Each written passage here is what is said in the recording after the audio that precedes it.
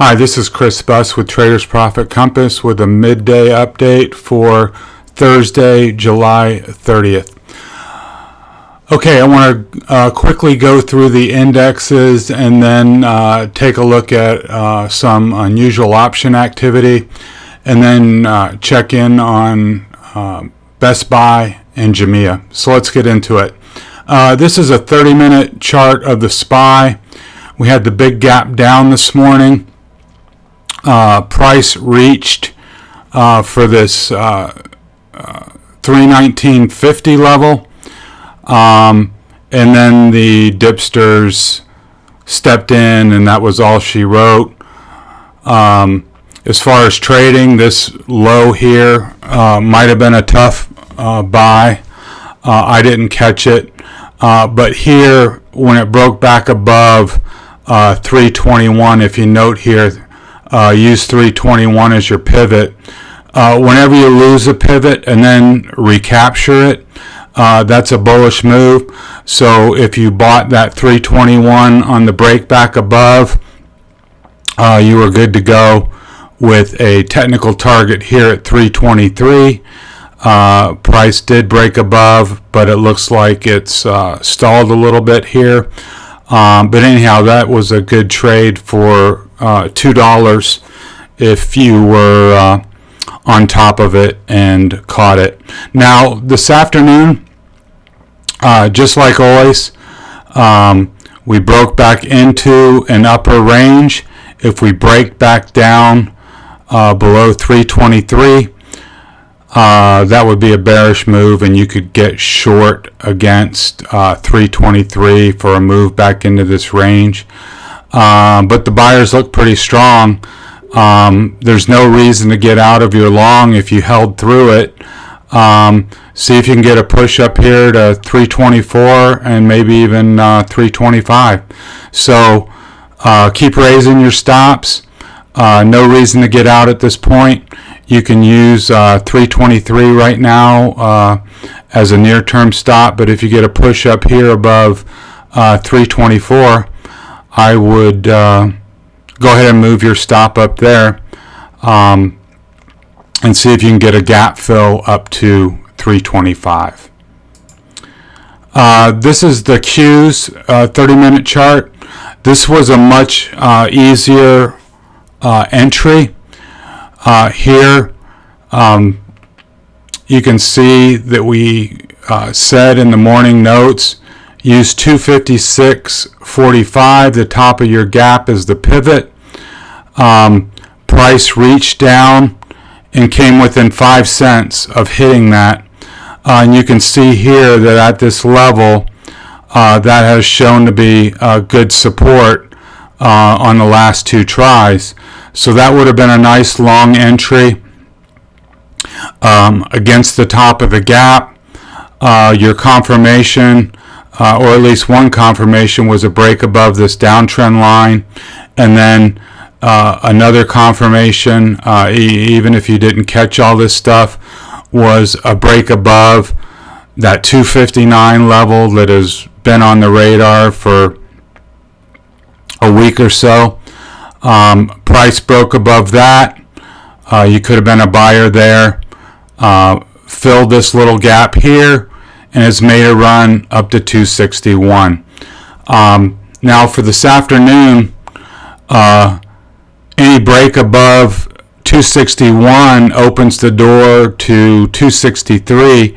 If you notice over here, we've got a nice little price void, a $2 price void where there hasn't been a lot of trades.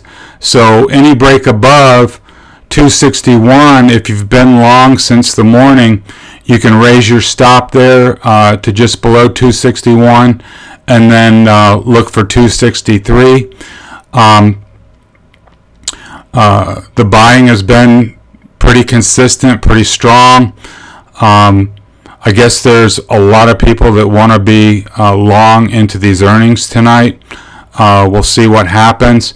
But if you bought down here or in here, I would certainly be adjusting. If you were going to take the position home, I would certainly be adjusting that and taking that nice profit off the table, by either rolling up to even money or doing whatever kind of structure you want to take into tomorrow for the earnings. You don't want to leave all this profit, all these paper profits on the table for earnings. So nice job if you bought that dip. Let's see, that's let's just say 257. That's a good $4 right there. Even if you bought it 259, you've got a couple bucks to the good. Nice long trade. IWM gapped lower. That would have been a tough buy there.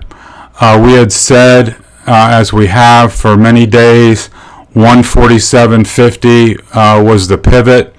Once price broke back above 147, you could have been a buyer there. It has run into trouble here with this back test of the uptrend line. If it can break through like 148.50, I think you can get to 149 pretty easily, possibly even up to fill this gap at 149.50. If it were to take that out, then 150 looks like it would be in the cards. Now, if this reverses here, you can play it two ways.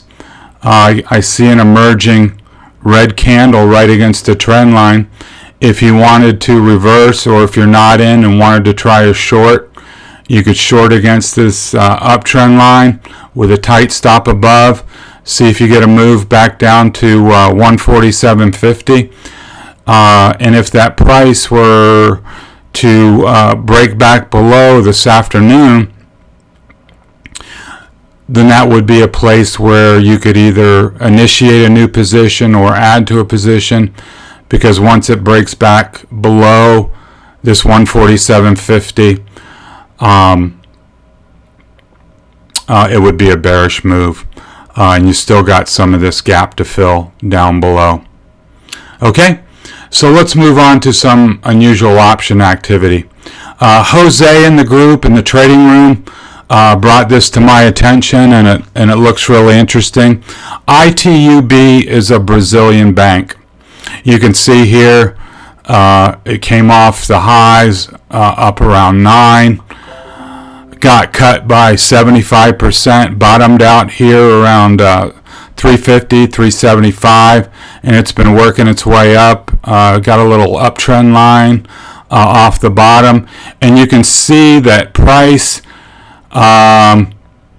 is above not only the trend line, but the 8, 20, and 50-day EMAs, with the 200-day up here at $6. Now let's take a look at this option activity, because it's quite interesting. See if I can move this window down for you. So this is ITUB. This is the option buying summary for today. And you can see that 38,000 calls have been bought against 132 puts. 72,000 in call premium has been bought versus 2,000 in put premium. And the call to put ratio is pushing 300. Now, if we look at today's biggest trades, look at all the activity in the September 6 calls. Here's a block of 5,000, another of 5,000, 2,500, 2,500, 1,000, all the way on down. And then look at the December 6 call strike. We've got 5,000 there, another 5,000, 2,500. So they've been pounding the September 6 calls and the December 6 calls. And I went and did a little investigating beyond this, and it looks like the September calls are running about 20,000, and the December calls are running about 18,000 for a total of around 38,000 calls. And what I find interesting about that, the September expiration is only like 2 months away.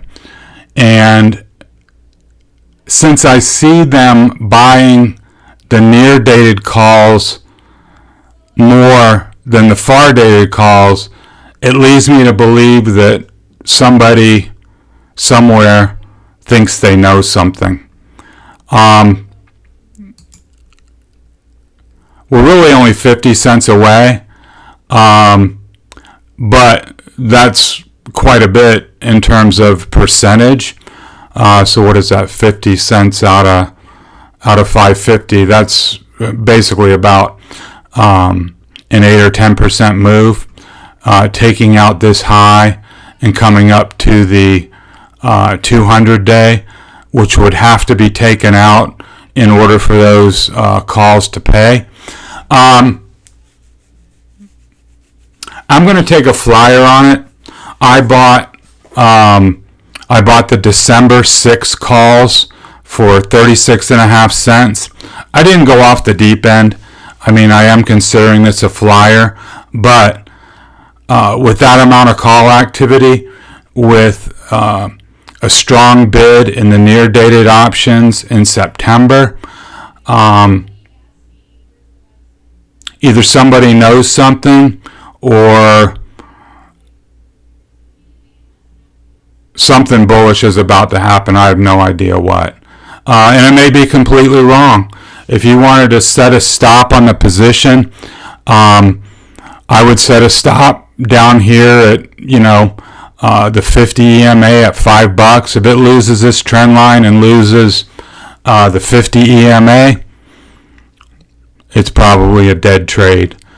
But as it stands now, with price above all that, and with the strong bullish order flow, I'm going to take a shot out into December and see what happens. So I thought that was really interesting. Haven't seen anything like that in a while. Moving on to Best Buy, I had sent a note out this morning about this breaking the box. It has since just pulled back a little bit. I still think that looks strong. I'm anticipating a topside breakout. I'm not going to take anything in front of these earnings tonight. I'm going to let that play out. But if we get a breakout tomorrow and the market looks good, I would be a buyer of that. Best Buy breaking out of the bracket trade above 99.50. And lastly, our friend JMIA is up about 8 or 10% this morning. You'll recall yesterday I sold the 12 calls against my 9 calls, so that proved to be somewhat of a mistake, just looking at it right now, since price is above 12. So my position is capped at $3 plus the premium that I collected. So as I mentioned in my morning note, if you've been long since the breakout at 850 and you've kind of just been letting it ride, I would really like to see you roll up, 12 days ahead of earnings.